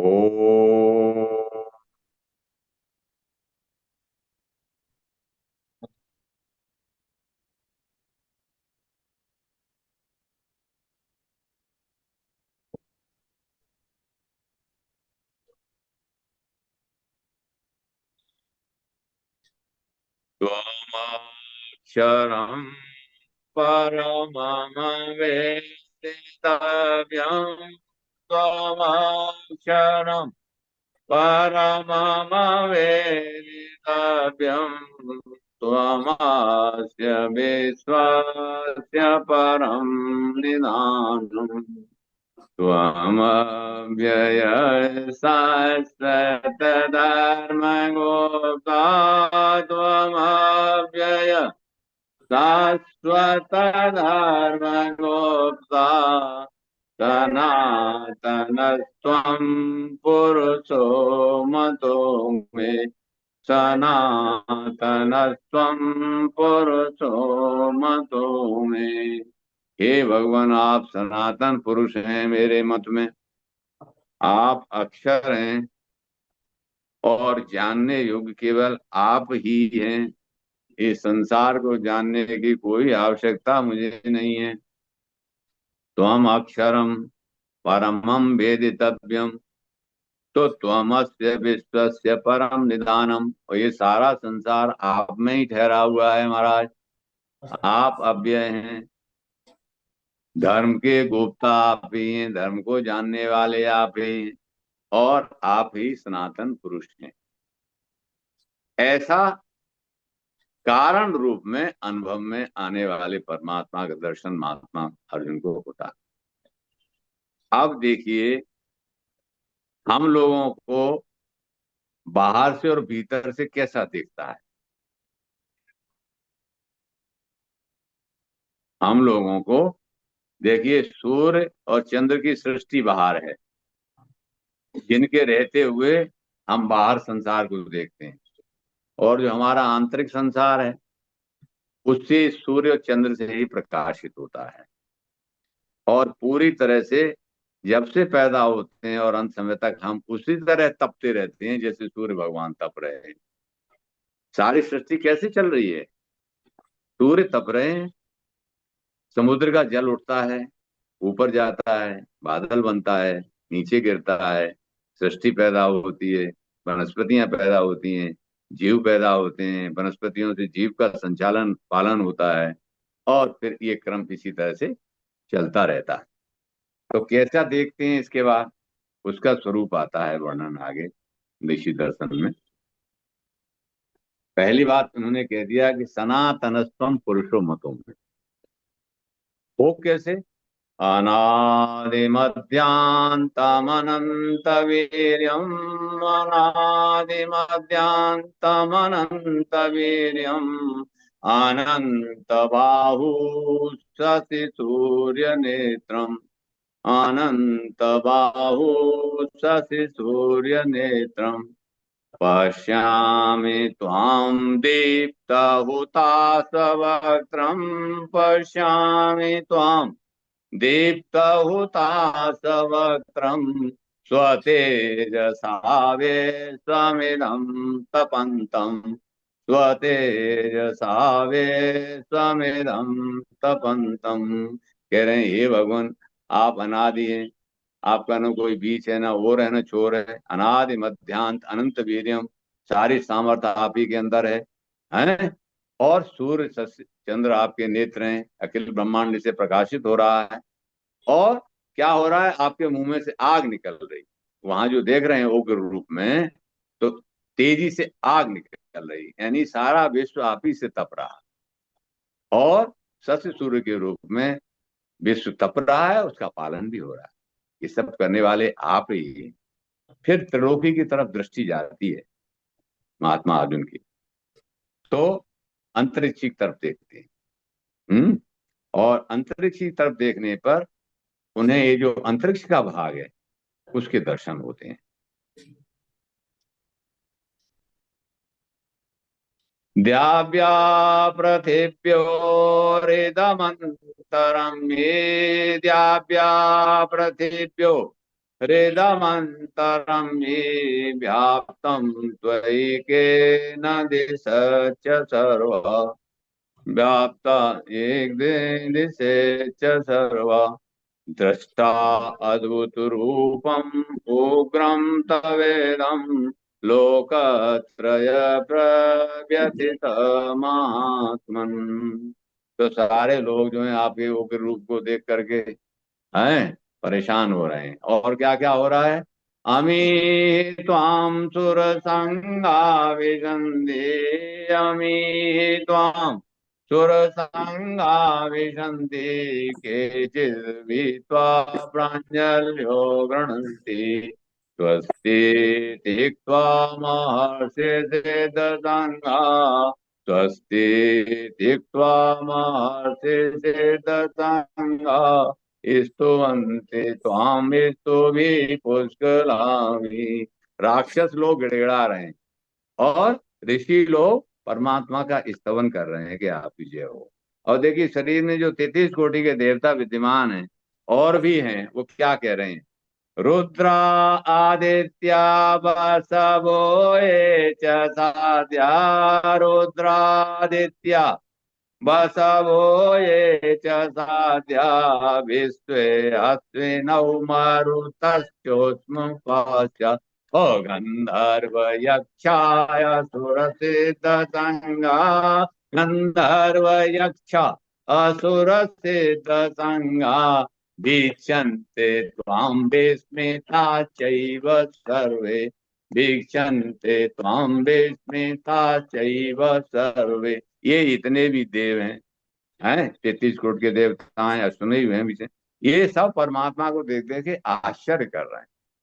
तो देखिए देवता आश्चर्य कर रहे हैं, लेकिन हमारी साधना की दृष्टि में हमें कभी भी इस बात का आश्चर्य नहीं हो पाता है कि परमात्मा की सृष्टि है कि कितनी ध्रुव है और कैसे बनी हुई है और मेरे ही काम के लिए बनी है, तो मैं अपना ही काम नहीं कर पा रहा हूँ, ये दृष्टि इसमें है। ये देवता देख रहे हैं और मैं नहीं देख पा रहा हूं, तो उग्र रूप दिखाते हैं परमात्मा। इस तरीके से ये जो व्याहतियां हैं, व्याहतियों में जब हम सरेंडर करते हैं तो हमें परमात्मा के रूप की झलक दिखाई देने लगती है। राजयोग के विषय में जो बातें राज की हैं, वो बातें आज खोल के रखी गई। अध्याय 9 में थी, 10 में आई, 11 में आके परमात्मा ने पूरा खुलासा कर दिया। 12 में जाकर के फिर भक्त की आराधना ही होने लगी, और अंत में गीता अपने स्वरूप को ले जाके भगवान के रूप में कहती है, आदेशित करती है कि देखो जो तुम्हें दिखे सो करो, बात तो मैंने तुम्हें बता। लेकिन लास्ट में कहते हैं कि मन मना भव मद भक्तो मध्याजी माम नमस्कुरु माम एवैष सत्यम ते प्रतिजाने प्रियो सिमो। डिक्टम दे दिया लास्ट में, सर्वधर्मान् परित्यज्य मामेकं शरणं व्रज, अहं त्वां सर्वपापेभ्यो मोक्षयिष्यामि मा शुच, मोक्षयिष्यामि मा शुच। देखिए भगवान यहाँ क्या कहना चाह रहे हैं, इस लोग तो हम 1000 बार इसको सुनते हैं और जहां जाते हैं वहीं इस बात को सुनते, कहना क्या चाहते हैं? सर्वधर्मान परित्यज्य, किस चीज को छोड़ने की बात कर रहे हैं भगवान? कौन से धर्म को छोड़ दें हम? सर्वधर्मान, क्या ये जो रिलीजियस डॉक्ट्राइन्स हैं, डॉगमाज, इनको छोड़ने कर रहे हैं? नहीं। सर्वधर्मान परित्यज्य माम एकम शरणम ब्रज, केवल मेरी एक ही शरण लो। कौन से धर्म छोड़ दो? जिनसे पाप होता हो। पाप कौन सा है? सर्वधर्मान परित्यज्य माम एकम शरणम ब्रज, अहम त्वाम सर्व पापेभ्यो मोक्षयिष्यामि मा शुच। पापों से मैं तुझे मुक्त कर दूंगा, शोक मत करो। देखिए शोक किसका सब्जेक्ट है? ये हृदय का सब्जेक्ट है। शोक आकाश का सब्जेक्ट है। पंच तन्मात्राओं में जो आकाश है उसका सब्जेक्ट हृदय है। मन बुद्धि चित्त और अहंकार शोक नहीं है, ये क्रियाशीलता है। मन में कामना है? बुद्धि में क्रोध और निर्णय लेने की शक्तियां हैं, चित्त में उसको धारण करने की, और अहम में पूरा का पूरा लोभ मोह बसा हुआ है। तो यहाँ भगवान कह रहे हैं कि पाप से मुक्त करूं। देखिए पाप है क्या? शास्त्रोक्त पाप ये है कि मुझे इस बात का ज्ञान अब ध्यान नहीं हो रहा है कि मैं यहाँ क्यों आया और मैं कौन। यानी मैं अपने अगर स्वरूप को नहीं जान पाया, और स्वरूप को जान करके परमात्म स्वरूप में अगर मेरा प्रवेश नहीं हो पाया, तो मैं तो बार बार मुझे आना ही आना है, राग द्वेष की दुनिया में रहना ही है, पाप तो इसका क्रिएट होना ही है। तो कह रहे सुख मां सुच, तू शोक मत कर। यानी अपने जो हृदय है तेरा, जो इससे भरा हुआ है मल से, तमोगुणी प्रवृत्ति के से, मल आवरण विक्षेप से, इसको शुद्ध कर ले। यानी ये अपनी चेष्टा को, ये जो कात्यायनी का क्षेत्र है यहाँ पर आज जिसका दिन है, जिसकी आराधना हम लोग कर रहे हैं, इससे जो संसार की सृष्टि का जो स्थान है वहां तक चलने की कोशिश तो कर। क्योंकि ये जो स्थूल पिंडा है यहाँ का नीचे वाला, ये तो तुम्हारे साधन है चलने का, यहाँ के भोग का साधन है। यहाँ कंठ से ऊपर जा करके जो ये अवस्था है दोनों, इस अवस्था को प्राप्त, इसलिए हमने सनातन में यहाँ देखिए, जो बहन हमारे साथ आई, हमारी पत्नी हो गई, पत्नी धर्म का निर्वाह हमारा कराती है। क्या कराती है? पत्नी धर्म का क्या निर्वाह है कि देखिए जो हमारी रक्षा करती है, पत्नी हमारी रक्षक है। ऐसा नहीं है कि पति रक्षक है, स्वामी है। किससे रक्षक है? वो हमारी जो काम की वृत्तियां हैं उस पर पूरा अंकुश लगाने का अभ्यास देती है कि भाई इससे तुम सामर्थ्यवान बनो हैं, और तुम बाहर न भागो अपने क्षेत्र से, वो हमारी रक्षक है। तो आज कार्तिक दिन व्रत ऐसा नहीं है कि पत्नियों को रखने की जरूरत है। पति और पत्नी दोनों एक ही स्वरूप है, अर्धनारीश्वर है भगवान का। देखिए ये पिंडा भी डबल है यहाँ पर, देखिए दोनों स्तन यहाँ लगे हुए हैं, वरना पुरुषों के स्तन की क्या जरूरत थी है। तो इसमें शक्तियां दोनों हैं, दोनों विराजमान है। तो ये जो आज का दिन है, ये कात्यायनी माँ का व्रत है। और आज के दिन ये पूरी तरह से हमें साधना में जुटना चाहिए, और जो महाराष्ट्र में दृश्य भगवान का लिया उसका अनुभव यहाँ पर करें। ये परमात्मा के जो गोपनीय भाग है, किंगली साइंस है, राज विद्या, राजगुरु है, उस कुछ बातों के जो स्वरूप में दर्शन हुए, उनका कुछ शब्दों में, कुछ वाणी से, कुछ भाषा से उल्लेख करने का एक प्रयास आचार्य श्री की कृपा से किया है। ओम शांति शांति। धन्यवाद आदरणीय डॉक्टर आदिश्याम दीक्षित साहब। आज आपने बहुत सुंदर विवेचन किया भगवत दर्शन के विषय में। पार्ट 29 लिया। सभी लोग अनम्यूट हैं, अब किसी को कोई जानकारी है तो पूछ सकते हैं, और बाद में अंकुर मेहता जी अगर वीडियो ऑन कर लेते हैं तो सब धन्यवाद के दे देंगे, और नहीं तो फिर अपना आदरणीय देवी साहब करेंगे। पहले सब कोई डॉक्टर साहब एक चीज मालूम करनी थी आपसे कि जो ये सूक्ष्म शरीर होता है और भाव शरीर होता है, दोनों एक ही चीज होते हैं क्या? सूक्ष्म और भाव। जी देखिए, आप वकील हैं और वैज्ञानिक हैं, इतनी लंबी यात्रा आपने की है। ऐसा नहीं है कि आप प्रश्न कर रहे हैं, आप लोक कल्याण के लिए बात कह रहे हैं। देखिए यहाँ तीन ही चीजें हैं, पदार्थ है, और पदार्थ को जब आप तोड़ के देखेंगे वैज्ञानिक, तो उसमें क्या निकलेगा? क्रिया। इस सृष्टि का जितना भी पदार्थ है, चाहे समष्टि में है या वृष्टि में है, इस पदार्थ को जब क्रिया करके भीतर इसके घुसेंगे सूक्ष्मता में, तो पदार्थ के अंदर क्रिया ही क्रिया है, कुछ नहीं मिलेगा सिवाय आकाश के और क्रिया के। क्रिया किससे हो रही है? वायु से हो रही है, यानी प्राण तत्व से हो रही है, वह भी परमात्म स्वरूप ही है। जड़ जरूर उसे कहते हैं, लेकिन बिना उसकी प्रेरणा के उसे संचरण होता नहीं है। तो पहला नीचे पदार्थ हुआ रूट में, और पदार्थ में अंदर क्रिया हुई, और इस क्रिया के अंदर ही जो हमारा स्वरूप है उससे भाव निहित होता है। अब उसमें कैसा भाव बनेगा?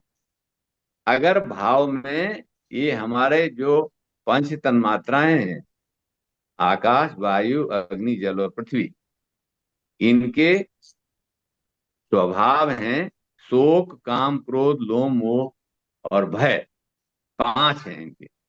और गुण है शब्द, स्पर्श, रूप, रस और गंध। तो इसके अनुरूप ही संस्कार जो पुराना पड़ा हुआ है उसका भाव बनेगा। क्रिया के उपरांत ही भाव है। और ये भाव कौन से हैं? ये चैव सात्विका भावा राजसा तामसाच मे मत्त एवेति तान् विद्धि न तो हम तेषु ते मयि। भगवान कह रहे हैं यही भाव या तो राजसी होंगे, या तामसी होंगे, या सात्विक होंगे। तो परमात्मा यही कह रहे हैं कि ये जो भाव की श्रेणी है, चौथी की स्टेज है। लेकिन भाव से भी ऊपर है उद्देश्य। ये जो भाव बन रहे हैं, प्राथमिक जो संस्कार जीव लिए हुए है उसके अनुरूप ही भाव है, और उसी से, उसके अनुरूप ही उसके अंदर श्रद्धा उत्पन्न हो रही है। और श्रद्धा के वशीभूत होकर के ही वो, जैसी श्रद्धा है वैसा उसका स्वरूप है, और फिर वो उसी तरह से यहाँ पर अपना कार्य कर रहा है। बहुत सुंदर। और कोई किसी का विचार है, विषय पूछ सकते हैं। एक मिनट, छोटा सा प्रश्न। जी। प्रणाम दीक्षित जी। स्वागत। मैं, आपने कहा लास्ट में, गीता में तो कहा ही है कि सर्वधर्म परित्यज्य मामेकम शरणम व्रज, यानी कि हम शरणागति की बात कर रहे हैं। ये शरणागति हम किससे करें, और क्या इसका आसान तरीका है जो हम सब समझ रहे हैं? थोड़ा थोड़ा लगता है फीलिंग कि हाँ शरणागति तो अच्छा लगता है, आनंद आता है कभी कभी, गलती से एक क्षणिक होता है कभी कभी, लेकिन हमेशा शरणागति में रहना अगर सच में तो वो तो सच में परम आनंद हो ही जाएगा। लेकिन उसका तरीका, सिंपल तरीका जो साधारण आप बता सकते हैं, आप तो साधक हैं। शरणागति का रहस्य, शरणागति का रहस्य जानने कैसे की, किया जाए? हाँ, कैसे? जानने की जिज्ञासा हुई कि शरणागति कैसे करें। हैं?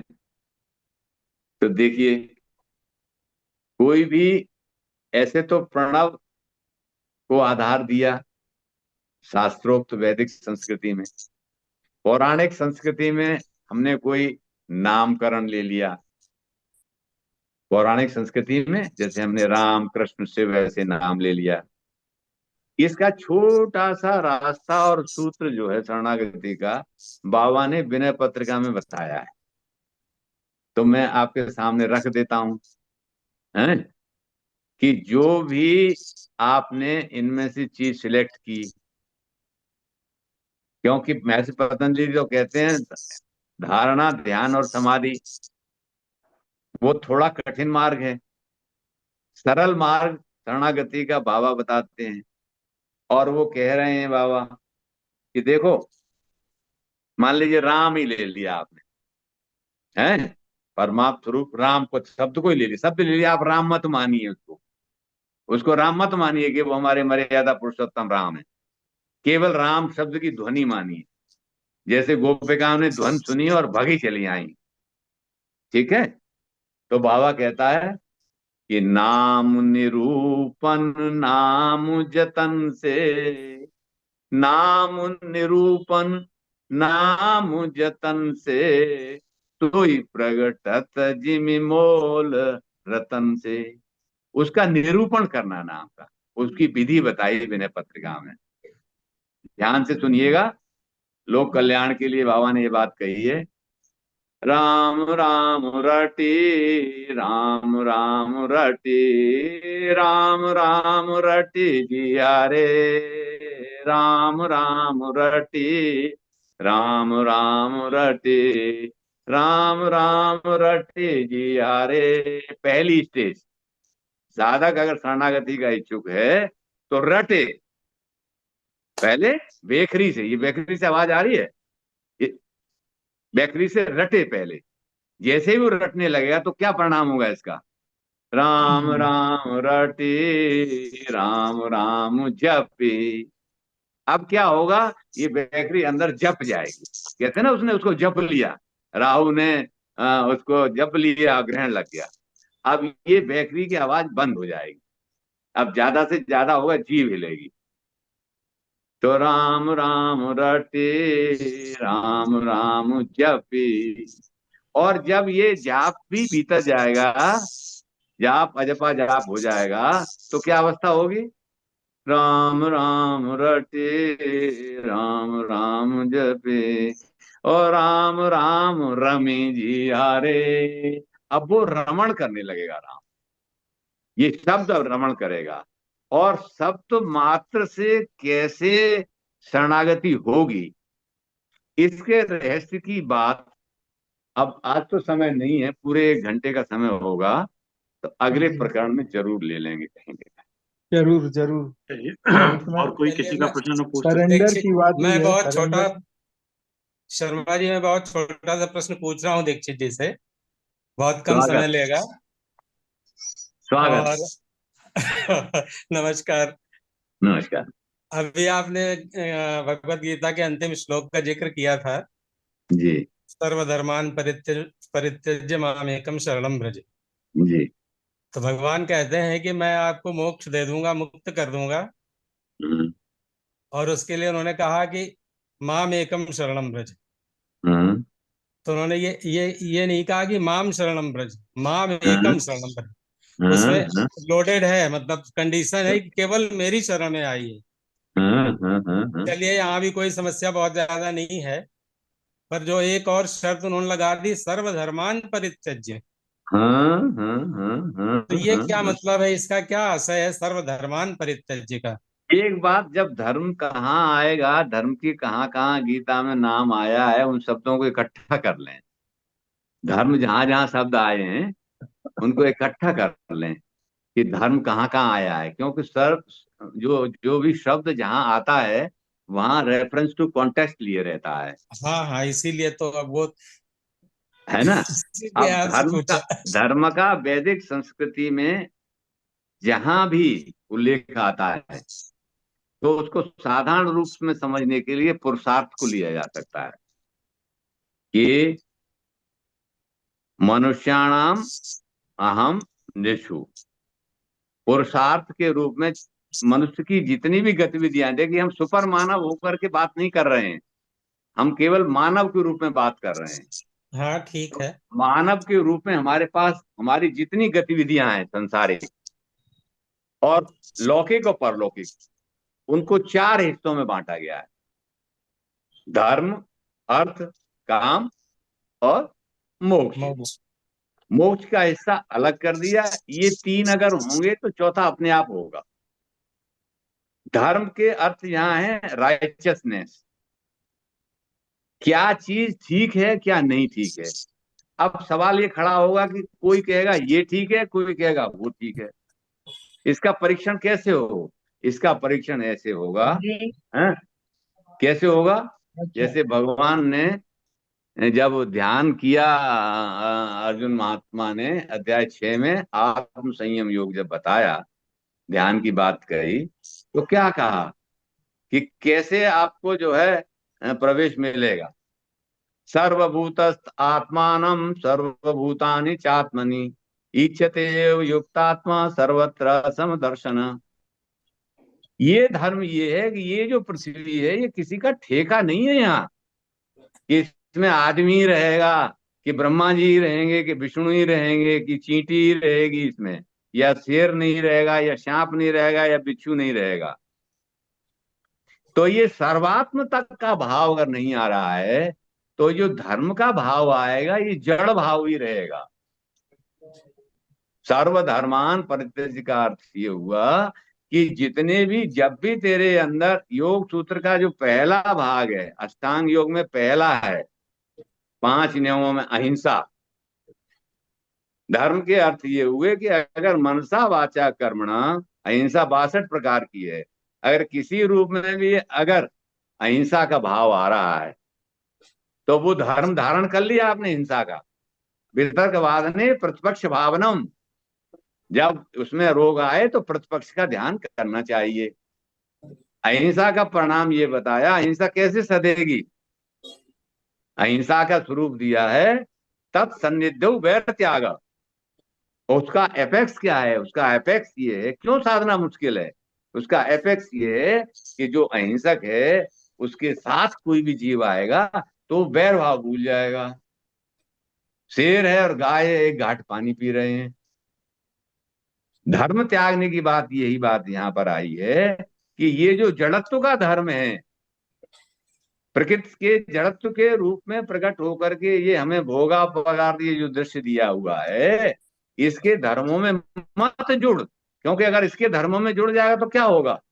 पंच तन्मात्राओं का क्या धर्म है? पंच तन्मात्राओं का धर्म है मन, बुद्धि, चित्त और अहंकार। तो मन कामनाएं करने लगेगा, बुद्धि उसका ठेका लेके से कह देगी यही बात सही है, कर ले बेटा। चित्त में उसके संस्कार पड़ जाएंगे और अहम उसको दार के बैठ जाएगा कि भाई मैं ही ठीक हूं। तो बराबर इसको तराशने के लिए धर्म शब्द का प्रयोग किया है। इसीलिए भगवान ने कहा है कि जब जब हो धर्म की हानि, गीता के 4 अध्याय में जाएंगे, यदा यदा ही धर्म से ग्लानिर्भवति भारत अभ्युत्थानम धर्म से। ये जो भाव वृत्ति है, जो अभी शर्मा जी ने कहा कि भाव क्या है, यही इसी भाव बिकेगा। ये जब ये सर्वभूतस का भाव आ जाएगा हमारे अंदर, चींटी भी रहे यहाँ पे, हम भी रहे, चींटी अपना काम करे, हम अपना काम करें, वृक्ष अपना काम करें। अब देखिए आहार हम लेते हैं वृक्ष से, तो वृक्ष को मार तो नहीं डालते हैं, वो फल देता है अपने आप। बीज सब्जी है, अपना दे करके फल वो अपने आप समाप्त हो जाती है, हमारे काम कर देती है। वो हमसे यथा तो नहीं कहती है कि भाई मत लो, उसको भी जीने का अधिकार है। वो पूरी जी, फसल 60 दिन खड़ी हुई और अब सूख गई और बीज बन के तैयार होगा, बीज से हमारा अपना गुजारा हो रहा है। कणाद मुनि थे, वो क्या करते थे? सिले से गुजारा करते थे, जिन्होंने पूरी साइंस बेसिक्स धर्म लिखा है। कर्ण ये जो गिर जाता है सिला फसल का, उसको उठाकर केवल कपोत वृत्ति से निर्वाह करते थे। जैसे कपोत जो है एक दाना खाकर एक करता है। तो ऋषियों का जो ज्ञान है वो साधर्मता है। उन्होंने इस जो सकल सृष्टि है इसके साथ सधर्मता स्थापित की। भगवान गीता में बराबर भी ये कह रहे हैं कि सधर्म हो जाओ। तो सर्वधर्मान परित्यज का अर्थ है यहाँ पर कि ये जो जितनी भी चीजें तुम्हें घेर रही हैं और जो तुम्हारे अंदर ये भाव हिंसक प्रवृत्ति का आ रहा है, ये आ रहा है कि मैंने मार दूंगा तो ये मर जाएंगे, ऐसा नहीं है। बराबर यहाँ धर्मान के जितने इंटरप्रिटेशंस हैं, गीता के कितने इंटरप्रिटेशंस हैं, जितने लोग हैं उतने इंटरप्रिटेशंस हैं, लेकिन भगवान बराबर कह रहे हैं कि धर्म की जब हानि होगी तब मैं आऊंगा, मेरी जरूरत पड़ेगी तो मुझे शरीर धारण करने की। किस रूप में आऊंगा, कैसे आऊंगा, उसका उल्लेख दिया हुआ है। योग सूत्र भी कहता है कि किस रूप में आएंगे परमात्मा, सत्ता के रूप में कैसे आएंगे। भव प्रत्यो विदेह प्रकृति लया नाम, जो विदेह और प्रकृति लय हैं, जो पूरी तरह मुक्त नहीं, वो आ जाएंगे भैया, काम करेंगे, अपना देंगे, संदेश देंगे। और बराबर सृष्टि में उत्पत्ति होती रहती है। सृष्टि आज की तो है नहीं, कहते हैं 2 अरब काल है इसका, और फिर उसी में जाके लिप्त हो जाए, फिर चलने लगेगी सत्ता। तो गीता का जो अंतिम जो श्लोक है कि सर्वधर्मान परित्यज्य माम एकम, एकम शब्द से अर्थ ये हुआ, माम तो यहाँ पर सशरीर बात हो रही है, एकम उस स्वरूप की बात हो रही है। वो आपने स्वयं ही कहा, शरणम ब्रज अहम त्वाम सर्व पापेभ्यो। पाप क्या है यहाँ, ये किसी के ऊपर उपकार करना, किसी के विरुद्ध जाना, ये पाप हो गया। माँ शुच, यानी शुच क्या है, शोक क्या है, शोक हृदय का क्षेत्र, हृदय का सागर है, हृदय में शोक ही शोक भरा हुआ है। परमात्मा का निवास होते हुए भी शोक है। तो भगवान इसीलिए बाबा भी कह रहा है कि भाई ये जो पिंडा ऊपर का दिया हुआ है, इसको थोड़ा सा चार्ज कर लो, देखो किसी तरह से अगर भाव ये पैदा होने लगे हैं कि भाई इतना तो साफ दिख ही रहा है कि ये आप बैठे मैं बैठी हूँ, दोनों में अंतर क्या है। दोनों के अस्तित्व ही का एक यहाँ पर प्रमाण है, और तो कुछ है नहीं, ऐसा कुछ लगता है। मामा जी, छोटा वो बड़ी बात है, एक छोटी सी बात है इसमें, अगर इस स्वागत एंगल से स्वागत जोड़ स्वागत सके। मामा जी, पर सभी को प्रणाम, सभी को स्वागत स्वागत, वेलकम। ये हौसला अफजाई कर दी आपने पहले ही। नहीं नहीं, आप मार्ग में आगे बढ़ रहे हैं, इससे अच्छा क्या है, कुछ भी नहीं है। ये इसे अगर इस पर जो बात अभी जिस विषय पे आ रही है कि भगवान कह रहे हैं कि केवल मेरी शरण में आ जा, और एक तो केवल मेरी शरण में आ जाने वाली बात जैसे अभी अशोक मामा जी ने कही, और सब धर्म का परित्याग करके आ जाना। तो आपकी बात को ही थोड़ा सा विस्तार दे रहा हूँ एक अलग तरह से, कि मूल में हम सब जान रहे हैं कि चेतन और जड़, और परमात्मा चैतन्य सत्ता है, प्रकृति जड़ है। और उसकी सृष्टि का विस्तार कैसे हुआ, अभी मामा जी ने सांख्य योग के माध्यम से, पतंजलि योग सूत्र के माध्यम से बताया कि पहले महाबुद्धि, फिर अहंकार, और फिर सब विस्तार हुआ। तो मूल में अगर हम देखें तो हम चैतन्य तत्व ही है ना। जैसे रमन महर्षि कहा करते थे, कोहम कोहम कोहम, बार बार बैखुरी से पूछोगे। जैसे अभी मामा जी कह रहे थे कि बाबा ने कहा, तुलसीदास जी ने पहले बैखुरी से राम राम राम राम जपोगे, या महर्षि पतंजलि कह रहे हैं कि ईश्वर प्राणिधान ओंकार के माध्यम से करोगे। और होगा क्या उससे, उससे तुम तदा दृश्य स्वरूप अवस्थानम, अपने वास्तविक स्वरूप की ओर बढ़ोगे, उसमें अवस्थित हो जाओगे। वास्तव में कहा शायद ये भी जा रहा है इस दृष्टि से कि प्रकृति के अपने धर्म हैं। जैसे भी मामा जी कहते हैं, बुद्धि का अपना धर्म है, अहंकार का अपना धर्म है हमारे। तो जीव जब, जैसे विचार संत्रोदय ग्रंथ हमें समझाता है, प्रक्रिया ग्रंथ में, कि जीव ने जब अवलंबन गलत कर लिया, तादात्म्य में गलत स्थापित कर लिया, माया के उसमें आके, या अविद्या, अस्मिता, राग, द्वेषा, अभिनिवेशा, पंचक्लेशा, अविद्या के असर में आके जब जीव ने एक गलत तादात्म्य स्थापित कर लिया, किसके साथ, प्रकृति के साथ, जिसके अपने धर्म हैं।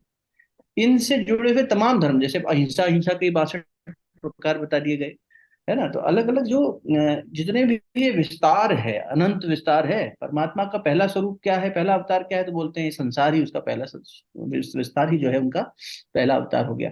तो अब क्या है कि परमात्मा की है तो शक्ति सारी माया उन्हीं के अधीन है, लेकिन जब जीव बार बार, गीता जी में ही आया है, अर्जुन ने पूछा कि बार बार क्यों जन्म मरण के चक्कर में पड़ रहा है मनुष्य, क्यों नहीं इससे मुक्त हो जाता। तो भगवान ने कहा कि बस सीधी बात है भाई, देखो तुम यहाँ से आगरा की ट्रेन में बैठोगे तो आगरा पहुंचोगे, और गुजरात की ट्रेन में बैठो गुजरात, जिस गाड़ी में बैठोगे वहां पहुंच जाओगे। ये जीव जब मेरी शरण में आ जाता है, केवल मेरी शरण में, क्योंकि बहुत बार लोग भ्रमित हो जाते हैं कि कृष्ण जी बड़ा मैं कर रहे हैं भगवान होके के स्वरूप में है, मैं तो हम किसको माने, इस तरह के भी बहुत सारे द्वंद आ जाते हैं, लोग इसका मजाक बना देते हैं। तो केवल जब चेतना की शरण में जाएंगे, केवल चेतना, केवल, तो जो प्रकृति की जब हम शरण में थे, उससे जुड़े हुए जितने भी धर्म हम पर लागू हो रहे थे वो सब छूट जाएंगे, ये सब छोड़ने पड़ेंगे। भाई बुद्धि से जनित, अहंकार से जनित, शरीर से जनित, नाम से जनित, इतने सारे हमने जो ये पैदा कर रखे हैं भ्रम अविद्या के चलते, उस सबको त्याग के, सर्वधर्म इन सब को त्याग के जब तू चैतन्यता की यानी मेरी शरण में आएगा, या यूं कहते हैं कोई नास्तिक व्यक्ति हो कि भगवान को ना मानता हो, भाई तू अंतरात्मा को, कॉन्शियसनेस को तो मानता है, कहीं चेतना है कहीं जड़ है, ये समझ रहा है, तो लॉजिकल बुद्धि से भी हम ज्ञान योग से भी समझ सकते हैं। तो उस दृष्टि से जब हम जड़ता की त्याग करके चैतन्यता की तरफ चलेंगे, असतोमा सद्गमया, प्रकाश की ओर चलेंगे, तो होगा ये कि सारी चीजें पीछे छूटती जाएंगी, परछाई भी पीछे छूट जाती है जब प्रकाश की ओर चलते हैं, सविता की ओर चलते हैं। गायत्री महामंत्र को आधार बनाकर मामा जी ने शुरुआत में कितनी अच्छी व्याख्याएं बताई। तो जब हम सविता की ओर चलेंगे या गुरु की ओर चलेंगे, जैसा भी मान लें, तब केवल सब छूटेगा ना, पीछे सब कुछ छूटता चला जाता है। और वो छोड़कर जब साधक केवल और केवल उस पल में अपने आत्म स्वरूप की शरण में या परमात्मा स्वरूप की शरण में होता है, तब इस माया के बंधन से मुक्त हो जाता है। तब ये हो गया कि भाई तुमने जो भी किया वो तो छूट ही गया। भाई जैसे संत विनोबा जी कहते थे, ये पुण्य पाप कर्म इत्यादि किसको स्पर्श कर रहे हैं? तो मन का खेल है। मन दंडित हो रहा है, तुम थोड़ी दंडित हो रहे हो। मन को सम्मान मिल रहा है, तुम्हें थोड़ी मिल रहा है। तुम इससे परे होना नहीं सीखते, इसलिए इसमें अवलंबन गलत कर लिया, तादात्म्य गलत कर लिया। इसीलिए शायद कहा जा रहा है सब धर्मों का परित्याग कर दो। अब उसे हम चाहे तो चार पुरुषार्थों के रूप में देख के समझ लें धर्मों को, चाहे यूं समझ लें कि भाई प्रकृति के जब अधीन होकर कार्य कर रहे हैं, गलत अंडरस्टैंडिंग में, रॉन्ग अंडरस्टैंडिंग, वही माया जो नहीं है उसको मान लिया सत्य, मिथ्या को सत्य मान लिया, उसके अधीन होकर जो कुछ कर रहे हैं वो सब छोड़ना। अब वो कितना बड़ा काम है, इतना जब अहिंसा ही 62 करेगी, ये कैसे छोड़ेंगे? तो बोले, इसलिए बड़ा बड़ा सुंदर प्रश्न आया चौधरी मामा जी का कि वो सरल तरीका बता दो भाई शरणागति का। तो निश्चित रूप से उसका विस्तार आने वाले संस्करण में सुनने को मिलेगा और बिल्कुल मजा आएगा सुन के कि सरल भक्ति, हालांकि वो सरल है नहीं है, उसमें भी बहुत सारे उठा पटक मामा जी से प्रकाश डालेंगे। मुझे ऐसा लगता है कि अगर हम इस दृष्टि से देखने का प्रयास करें तो भी बहुत शायद समझ में आ बहुत जाएगा कि धर्म सारे। निश्चय ही ये ध्रुव सत्य है, क्योंकि धर्म जो है गुण धर्म है, गुणों के धर्म है, गुणों के जो धर्म है वही गुण धर्म है। इसका तो गुण धर्म कैसा है, तो अपने आप में अकेला ही है, ये तो एक ही है, ये तो एक ही, इसका गुण धर्म तो अपन अलग ही है ना। तो ये जो प्रकृति के उत्पन्न, जो क्योंकि प्रकृति से तो पसारा है, ये फैला हुआ है, ये पीछे को सिकुड़ेगा, अंदर कैसे जाएगा? ये स्थूल सूक्ष्म रह जाएगा, सूक्ष्म जाएगा, सूक्ष्म कैसे जाएगा? सूक्ष्म के तत्व कैसे संगलित होंगे? जिस रास्ते से आए थे उसी रास्ते में जुड़ जाएंगे। वही महर्षि पतंजलि लास्ट में जब केवल की बात कहेंगे तो यही कह देंगे कि गुणानाम प्रतिप्रसव, अपना काम खत्म करके वापस लौट जाओ, नमस्ते। इतना ही सब उल्लेख है उसमें। धर्म तो बड़ा सिंपल सी बात है, किसी को धारण किया है, ये धारण किए तो घूम रहे हैं ना, उसी का एक्सटेंशन है। ये जितने भी 24 तत्व हैं ये उसी का एक्सटेंशन है। तो ये जो बात साधारण शरणागति की कही, वो कही है कि जो गोपियों की आवाज है, जो हृदय से आ रही है, कि हृदय के दो भाग हैं, एक ये भाग है, एक ये भाग है, दोनों ही हृदय हैं, दोनों ही हृदय क्षेत्र हैं। ये इधर क्षेत्र है, इधर क्षेत्र है। ये मटेरियल ऑब्जेक्टिव काम कर रहा है, ये कमांड का काम कर रहा है, ये क्षेत्र बैठा हुआ है यहाँ। तो इसकी बांसुरी सुनने के लिए ही तो प्रयास यहाँ से यहाँ तक करवा चौथ पे हो रहा है। ये जो हम अपना सिंदूर लगा रहे हैं, सिंदूर क्या है? वर्मिलियन, ये मरकरी का ऑक्साइड है। और मरकरी एक ऐसी धातु है जो लिक्विड है, मेटल होते हुए भी लिक्विड है, और उसे हाथ से आप पकड़ नहीं सकते हैं। पकड़ेंगे तो एकदम 50,000 टुकड़े उसके हो जाएंगे, पकड़ में आएगा ही नहीं बिल्कुल भी, थर्मामीटर में जो पड़ा हुआ है। और पॉइजन भी है, खा लेंगे तो फूट फूट के निकलेगी शरीर में से। तो जब ये मरकरी का जो ऑक्साइड बन के जो बर्मिलोन सिंगोलिक है, ये क्या है? ये 12 वोल्ट की बैटरी है, ये चल रही है, ये 12 वोल्ट की board, north north south pole की चल रही है। तो इसमें यही है कि भाई ये चेतना, ये संबर कहीं, अब हाथ की चेतना कितनी है? सब कुछ वही पूरी चेतना है, लेकिन हाथ की सीमित काम है। हाथ अपना सीमित काम करेगा, पैर अपना सीमित काम करेगा, लेकिन ये चेतना क्या काम करेगी? ये सारी दुनिया को भी इकट्ठी कर देगी और सारी दुनिया को भस्म भी कर देगी। ये चेतना का स्वरूप, ये एक चेतना अकेली नहीं है। सूरज का प्रकाश 10 जगह तालाब में गिरेगा तो 10 जगह से रिफ्लेक्ट होकर दिखाई देगा, लेकिन है तो एक ही। उसी एक की बात यहाँ हो रही है, पूरे तरीके से निचोड़ के बात हो रही है। लेकिन ये विषय ऐसा है कि ये विषय भोग का नहीं है, अपवर्ग का है। इसमें बराबर साधना में आगे बढ़ने के लिए रास्ता मिलता रहेगा, और जितना तेजी से उसमें आगे बढ़ेंगे, परमात्मा सबको सामर्थ्य दे, परमात्मा सबको समर्थ बनाए और उसकी कृपा बरसे, है ऐसा प्रार्थना के साथ आज ये करवा चौथ का दिन सभी को समर्पित है। बहुत चलिए बहुत बहुत अच्छा। अच्छा। अब ये आदरणीय देव ऋषि को धन्यवाद देंगे। धन्यवाद से पहले अंकुर जी एक छोटा सवाल है, आप ही थोड़ा सा स्पष्ट कीजिए। जैसे करवा चौथ का दिन है, आज सभी लोग व्रत रखते हैं, आपने बताया था सुबह कि कई कई जगह पुरुष भी व्रत रखते हैं साथ में, मतलब ऐसा नहीं कि वो ही रखते हैं, दोनों लोग भी रखते हैं कई कई जगह। तो इसमें शाम के वक्त में चंद्रमा को अर्घ दे के, जल दे के उसको तोड़ते हैं, फिर पत्नी जो है पति के पैर छूती है और उनकी दीर्घ आयु के लिए प्रार्थना करती है, लंबी आयु के लिए। तो क्या इसमें जब हम सूरज देवता को, सविता को मानते हैं, तो क्या सूरज देवता को दे के नहीं चल सकता काम? मतलब चंद्रमा को भी क्यों दिया जाता है इसमें? चंद्रमा को क्यों दिया जाता है? अरे विशेष बात हुई। देखिए चंद्र जो है वो नहीं, पोषक है। अंकुर जी से आवाज है, अंकुर जी नहीं थोड़ा नहीं, सुंदर है, अरे सुंदर है। अरे मामा जी कहने कर दीजिए। ये सुंदर है, ये सुंदर है। देखिए चंद्र क्या है? चंद्र सूर्य का रिफ्लेक्शन ही है। चंद्र सूर्य का रिफ्लेक्शन है। कैसा रिफ्लेक्शन है? देखिए भगवान गीता में कहते हैं इस बात को खिल में, गाम आवेश्य भूतानी धारयामि हम ओजसा पुष्णामि औषधि चर्वा सोमो भूत्वा रसात्मकम।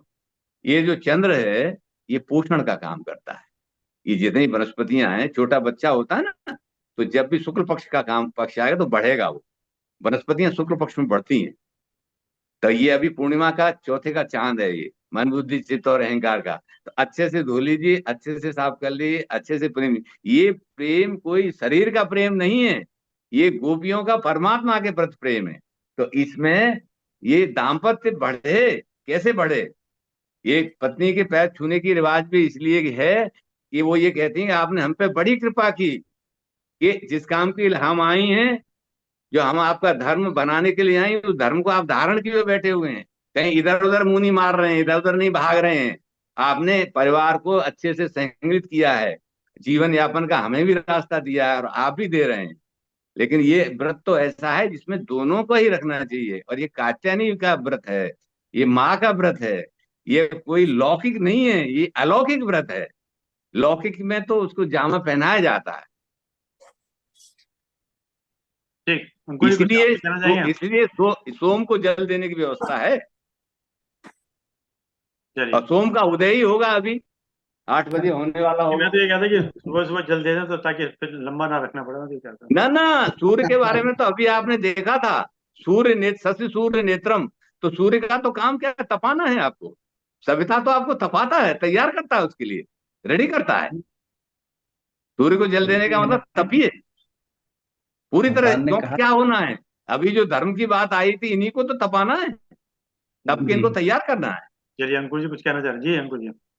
जैसे भगवान ने गीता जी में, क्योंकि गीता जी को आधार बनाकर काफी बात की जा रही है और एक ऐसा ग्रंथ है जिसमें सब मिल जाता है। भगवान ने कहा कि ये आत्मा सूर्य है, मन चंद्रमा का प्रतीक है, और मन जो है, जैसा मामा जी ने भी कहा कि चंद्रमा भी तो सूर्य का ही रिफ्लेक्शन ही है। और समस्त औषधियों में उनकी, मतलब समस्त वनस्पति जगत में जो औषधीय गुण हैं वो चंद्रमा ही दे रहे हैं, ले तो सूर्य से ही रहे हैं। और चंद्रमा का एक बड़ा सुंदर गुण मुझे ये लगता है कि चंद्रमा हमें त्याग सिखाते हैं। चंद्रमा के पास अपना प्रकाश नहीं है, उधार से मिला हुआ ज्ञान है उनका, लेकिन अपने पास नहीं रखते। और दूसरा ये कार्य करते हैं कि अपने रसोमयी गुण से, अपने उस रसोमयी गुण से सूर्य के दिव्य तेज को धारण करके, वो सब गायत्री मंत्र यही तो है, धारण करना, वर्ण करना। एक अपने यहाँ वर वधु कहा जाता है, विवाह के समय पति पत्नी से बनने से पहले वर और वधु वर्ण किया जा रहा है। तो चंद्रमा मन का प्रतीक है, आत्मा रूपी सूर्य के तेज को धारण करके उसको संसार में विस्तारित कर रहा है और उसमें अपने औषधीय गुण भी मिला रहा है, शीतलता भी मिला रहा है। सूर्य के तेज को, तप को हम नहीं देख सकते ज्यादा देर, चंद्रमा रात भर निहार सकते हैं, पूर्ण खिला हुआ चांद भी रात भर निहार सकते हैं और निहारा ही जाता है। तो ये चंद्रमा इतना अच्छा शिक्षण हमें देते हैं। गृहस्थ क्या है, गुरुदेव ने कहा है तपोवन है तो ये तपोवन गृहस्थ एक तपोवन है। यहाँ सोमरस की वर्षा करवानी हो तो पहले उस तपस्या से गुजरना पड़ेगा जो सूर्य दे रहे हैं हमें, और फिर ये गुण हमें धारण करना पड़ेगा, पति को भी, पत्नी को भी, परिवार के, कुटुंब के सभी सदस्यों को, कि हम उस चंद्रमा की तरह इस कुटुंब रूपी तपस्या में रस बढ़ा सके, इसको औषधीय बना सकें, जिससे सबका विकास हो, सब पल्लवित हो, पुष्पित हो, और सब में एक मिठास भी बनी रहे। औषधि कड़वी भी होती है, औषधि मीठी नहीं लगती किसी को भी, लेकिन प्रेम पूर्ण तरीके से दी जाती है तो विश्वास के साथ, श्रद्धा के साथ व्यक्ति धारण कर लेता है। बिल्कुल सुंदर दाम्पत्य है, जीवन में, परमात्मा क्योंकि का ही पति- तेज है ये परमात्मा का ही तेज है। हाँ जी, परमात्मा बराबर कह परमात्मा रहे हैं, यदा आदित्य गतम तेजो जगत भाष्यते अखिलम यच्चंद्रमसि यच्चाग्नौ तज्जेतो विमामकम। ये तीनों जी। शक्तियां जो हैं, अग्नि, हाँ, चंद्र और अग्नि, सूर्य, सूर्य और परमात्मा का चंद्र। ही तेज है। जी। अब जैसे किसी ने कहा कि नहा लो भाई, गर्म पानी से नहा लेना, तो उसने 100 डिग्री का पानी खोलाया और ऊपर डाल लिया है। उसने कहा था, उसने तो कहा भाई गुनगुना पानी पीना, तो पीने में तो रोक है, ज्यादा तेज पी नहीं सकते, लेकिन नहा तो सकते हैं 100 डिग्री के पानी से, तो खाल उतर जाएगी। हम्म, तो ये स्वरूप है इसके, अग्नि, सूर्य, चंद्र, ये तीन जो विधाएं हैं, तीनों विस्तार है। शास्त्रों ने तो हमको रास्ता दिखाने की पूरी कोशिश की है, गुरुओं ने उससे ज्यादा है। बहुत इतना विस्तृत संवाद और लगभग शास्त्रार्थ ही हो गया आज। और मेरे विचार में पूरा इतने 750 707 में संक्रमण में आज जैसा प्रवचन बहुत कम देखने को मिला है, सुनने को मिला है। बहुत ही अद्भुत हुआ। और राधेश्याम जी ने भोग और अपवर्ग से शुरू किया था और भोग या अपवर्ग से ही समाप्त किया। और शरणागत की बात तो, विराट स्वरूप की बात तो हम क्या कहें। विराट स्वरूप एक और जो बीच में आया है कि ये सांकेतिक है, सिंबॉलिक है। ये नहीं कि बिल्कुल ही हाथ में तलवार ली हुई है और हाथ में गदा लिया हुआ है। ये सारा सिंबॉलिक है। और ये हमारा भी भाव हमेशा यही था कि भाव क्या है, सिंबॉलिक तो भाव ही होता है। और जो शरणागत की बात जो कही है, इतना कुछ कहा है, जो जैसे कल डॉक्टर साहब ने भी यही कहा था कि अर्जुन मन है और कृष्ण चेतना है।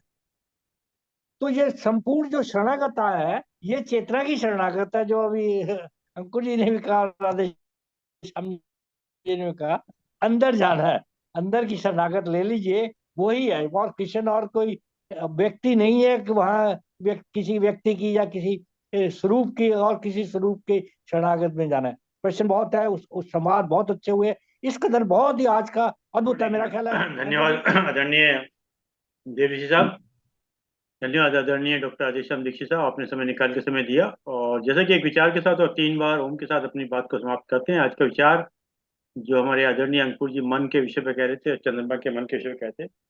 विचार है, मन का शांत रहना भाग्य है।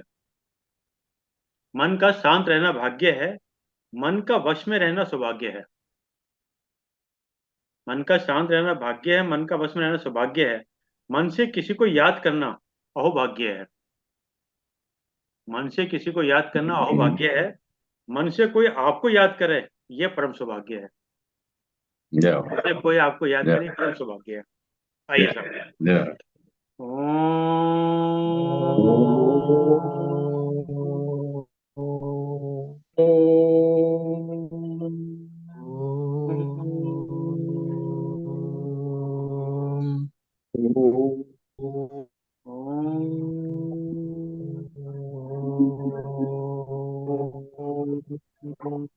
शांति शांति शांति।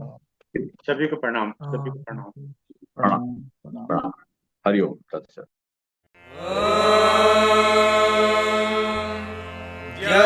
शान्तिरन्तरिक्षं शान्तिः पृथिवी शान्तिरापः